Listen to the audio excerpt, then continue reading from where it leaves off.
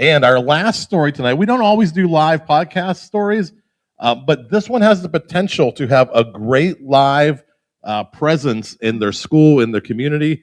And this is school districts are finding their voice on the mic. And I'll talk about my perspective and where I think the future of this story is. North Olmsted City Schools recently launched a new podcast, Voices of the Nest, using the medium as a way to spotlight positive stories across the district.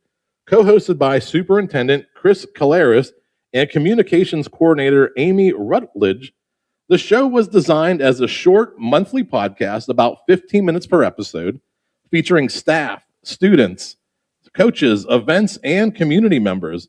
The debut episode highlighted North Olmsted High School boys basketball coach Matt Joseph and focused on the district's core values, signaling that the podcast isn't about announcements, but about connection.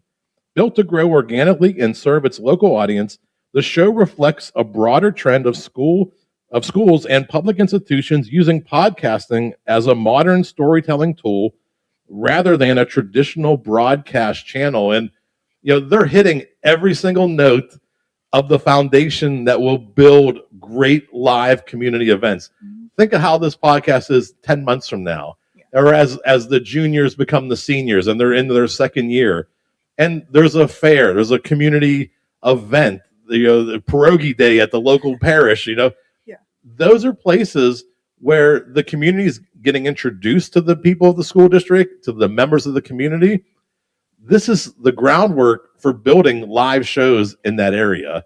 And as this thing grows and becomes more immersed in the community, imagine how it'll be at the festivals and the fairs when, hey, our main event tonight is the North Olmsted City Schools podcast with Superintendent Chris. Yeah, no, 100%. And I, because this can kind of be like a way to like bring the community together.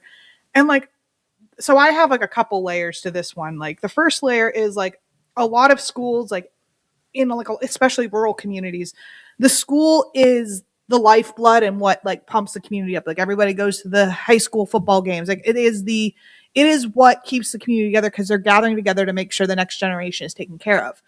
So my school that I grew up in, because I grew up in rural Pennsylvania, had like a morning news program that they would put on. And this reminded me of that kind of program a little bit. Like it got the students involved in exploring media